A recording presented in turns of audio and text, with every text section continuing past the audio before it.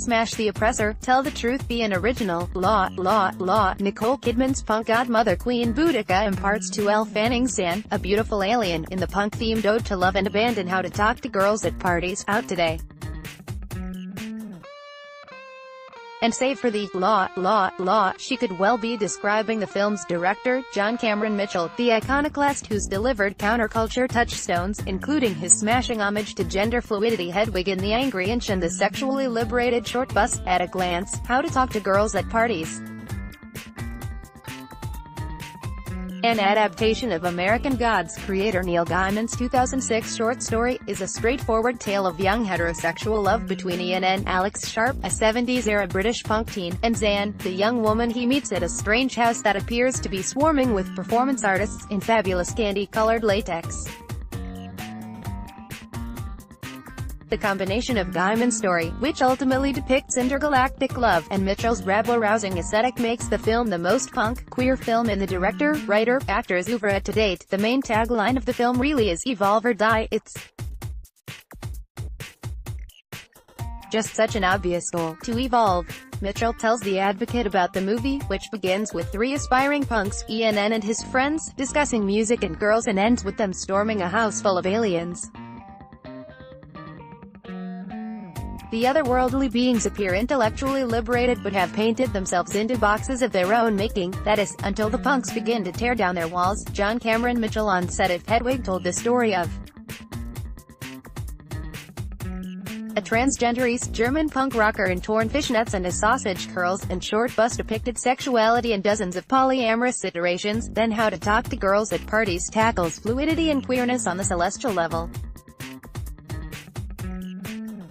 Not only do Ian and Zan engage in intergalactic love and sex, but the aliens are able to split off into the opposite gender when they anally fist a human. Now that's punk. For example, Anne's blustery bad boyfriend Vic, Abraham Lewis, consents to sex with stunning alien, Stella, and freaks out when she splits into the female and the male versions of herself. Although, throughout the course of the film, the outwardly homophobic Vic will eventually evolve enough to embrace the beauty in both genders. The punk sensibility says it's through miscegenation, it's through diversity, it's through the gene pool coming in from other places, that's what restores viability. That's what continues the species is variation. Mitchell says, as opposed to the view of the aliens in the film, which he calls nativists, so variation, sexually, gender-wise, racially, point of origin, age-wise. Every culture has wisdom. Different points of view, gender and sexuality have their own wisdom that need to be brought to bear if the species is to survive. But Mitchell, who arrived on the heels of gender mind-blowers like Klaus Nomi, David Bowie, and Grace Jones when he conceived of and stepped into Hedwig's platform boots for the first time at New York City's Squeezebox in 1994, was also decades ahead of the burgeoning acceptance around sexuality and gender that flourishes in certain circles today. He would, of course, go on to inhabit the cult sensation he'd created off-Broadway beginning in 1998, in the 2001 film, and during the recent Tony-winning Broadway run, a rule-breaker from way back. Mitchell's body of work is both wholly in the moment. How to Talk to Girls at Parties is a period piece teeming with energy and immediacy, and reflective of the culture and politics that created that moment. Elle Fanning and Alex Sharp. The New York Times recently ran an opinion piece on the extinction of gay identity, but How to Talk to Girls at Parties, with its youthful exuberance, its DIY soundtrack that grew out of the production's inability to afford the rights to punk anthems like God Save the Queen, and its depictions of fluid gender and sexuality flies in the face of that assertion. Mitchell has churned out a deeply queer film so fresh and seemingly free of Hollywood strictures that it feels like watching an early John Waters film for the first time. I think of John Waters, Charles Busch Charles Ludlum, maybe even David Lynch. I think of them as sort of good terrorists in a way, Mitchell says of role breakers who've challenged and shaped the culture, specifically, although not as much with Lynch, queer culture. They're shattering stuff. They're shattering piety. They're suspicious of sanctimony and rules, but you can see it's coming from a good place. Mitchell has done plenty of his own shattering, especially considering the evolution of Hedwig from a queer club in Soho to the big screen to Tony-winning musical with a tour that traversed some states not exactly welcoming of gender-fluid punk rockers. And while "Evolve or Die" is the tagline for his new film, it also encompasses Mitchell's career and personal ethos. An outspoken activist, especially against what he refers to as Donald Trump's fascist administration, the artist has even managed to work politics into at least one guest spot when he appeared on The Good Fight playing a thinly veiled version of the gay button pusher and friend to the alt-right Milo Yiannopoulos. On its face, How to Talk to Girls at Parties is a romp, a love story with punks and aliens that moves from N's humble home to a punk club where the band The Discords, created for the film, rattle the walls with anarchic notions of non-conformity to the divinely weird space the aliens inhabit on their trip to Earth. But as Mitchell tells it, there are big themes that are little things in his film that create a backdrop, and those are ultimately political. We have an accidental Brexit metaphor there, the aliens all wearing British flags jumping off a building trying to avoid contamination by outsiders.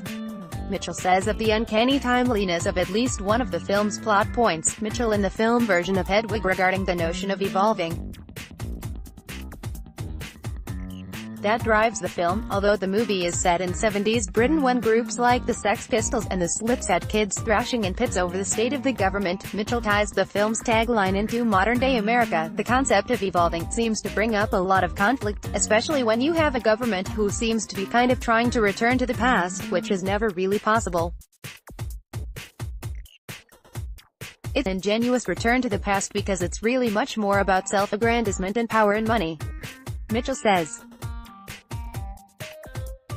But for a lot of people who did vote for Trump, they really are trying to recapture a sense of innocence in their youth or simplicity in their youth when they didn't know as much, when companies took care of their workers and gave them health insurance and such, when there was no need for universal healthcare because most people were being taken care of. Speaking of evolution, the character of Hedwig has most famously been played by men including Mitchell and Neil Patrick Harris on Broadway, with the actress Lena Hall, who won the Tony for playing Hedwig's sidekick Yitzhak, stepping into the role for certain performances on tour. But Mitchell is excited about the prospect of trans actors taking on the role. He mentions that Laverne Cox, who he knows from his Squeezebox days, was once in talks to star but it didn't pan out at the time. It's a role.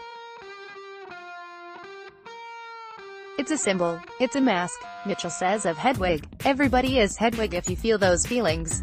Anyone can play Yitzhak. Any gender. We never had any rules about that. How to Talk to Girls at Parties, which Mitchell calls his Romeo and Juliet, is also rife with universal themes that are meant to appeal to a very specific kind of nostalgia. He says, "Evolve or Die" is really our code. We're all part of tribes and it's only things like love and sex that break up our assumptions. That's why it's so powerful, Mitchell says. The film really appeals to the 16-year-old goth girl within all of us.